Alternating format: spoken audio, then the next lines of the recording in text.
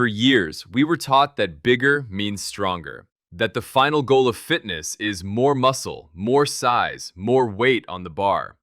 But something strange is happening right now. Some of the biggest bodybuilders on the planet, the guys who already won the size game, are quietly changing how they train.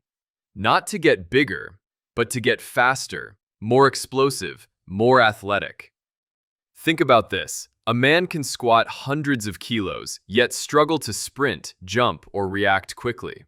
He looks powerful, but the moment movement becomes unpredictable, that power disappears. And that's the uncomfortable truth nobody talks about. Bodybuilding creates bodies that look strong. Athletic training creates bodies that move strong. And when someone like Chris Bumstead steps away from pure bodybuilding and starts training for athleticism and longevity, it forces one dangerous question.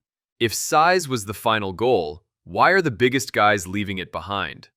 By the end of this video, you'll understand why being explosive matters more than being huge, and why most people are training their bodies for the wrong future. The illusion of size. Here's a truth most people don't like to hear. Muscle size and real power are not the same thing. A big body looks powerful, but that doesn't automatically mean it performs well. You can look unstoppable standing still and still be slow when you have to move. You can carry a huge amount of muscle and still struggle to jump, sprint, or react quickly when the situation demands it. We've all seen it. Someone with massive legs who needs time to load before they can jump. Someone who benches heavy but gets winded after a short run. The strength is there, but it doesn't translate smoothly into movement. That's because bodybuilding trains the body in a very controlled and predictable environment. The movements are linear, the tempo is slow. The goal is to isolate muscles and keep everything under control. This builds impressive muscle, but it also limits how that strength can be used. Athleticism works differently. It prepares the body for speed, unpredictability, and reaction. It trains the body to handle chaos instead of avoiding it. And in the real world, whether it's sports, daily life, or simply aging, nothing is perfectly controlled. Unpredictability always wins. Why bodybuilders struggle with explosiveness. This isn't an insult, and it's not a criticism. It's biomechanics. Traditional bodybuilding focuses on slow eccentrics, constant tension, fixed movement paths, and training to complete muscular fatigue.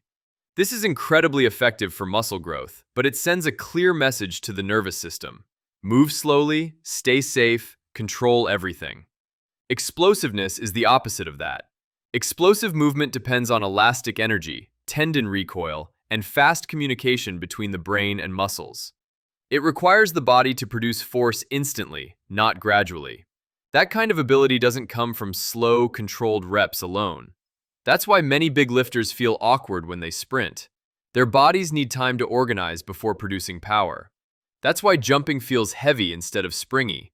The strength exists, but it takes too long to show up. And strength that cannot express itself quickly is limited strength. It looks impressive, but it doesn't perform well outside the gym.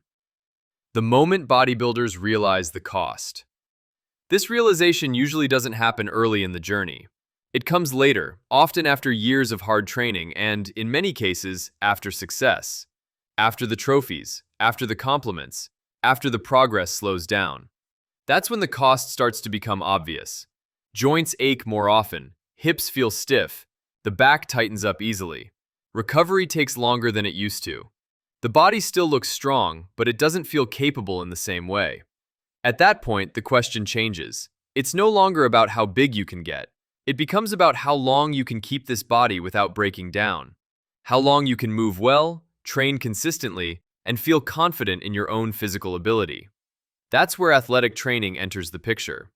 Not because bodybuilding failed, but because bodybuilding was never designed for long-term movement health. Bodybuilding is a sport, and like every sport, it comes with a price. Why athleticism is the next evolution. Athleticism isn't about being small or weak. It's about being prepared. Prepared to change direction quickly. Prepared to absorb force safely. Prepared to produce power when it matters, not just when conditions are perfect. Prepared to stay functional even when tired. An athletic body doesn't just lift weights. It jumps, carries, throws, sprints, and reacts. It knows how to coordinate multiple systems at once instead of relying on isolated muscle strength. This is where the mindset shifts. Bodybuilding asks a simple question: how does my body look? Athleticism asks a harder one: what can my body do? When that question changes, training changes. Movement becomes a priority. Speed matters, control matters, and strength becomes something you use, not just something you display. The hard truth for most people. Here's the uncomfortable part. Most people training like bodybuilders are not bodybuilders. They are not competing on stage. They are not being judged on symmetry. They are not earning a living from how their physique looks.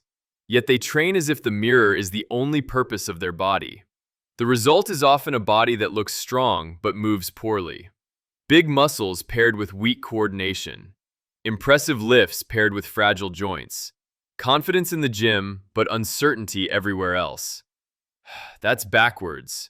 Because life doesn't happen on a bench press.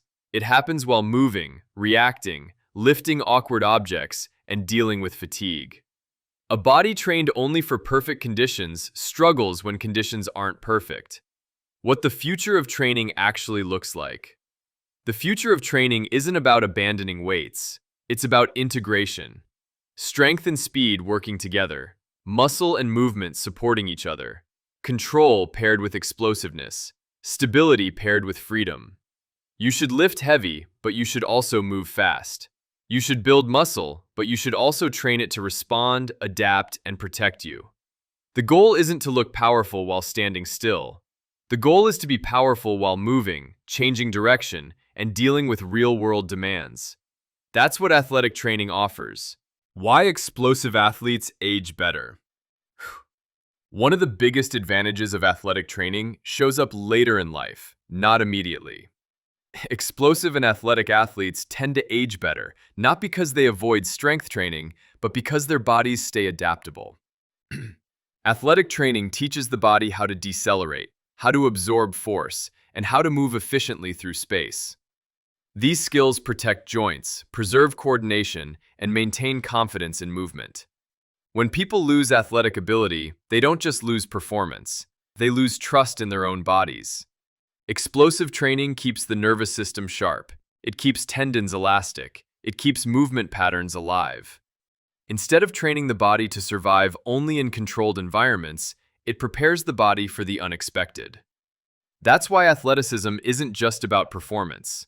It's about independence. Bodybuilding creates specialists. Athleticism creates capability.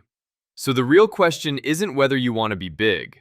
The real question is whether you want to be capable for the long term.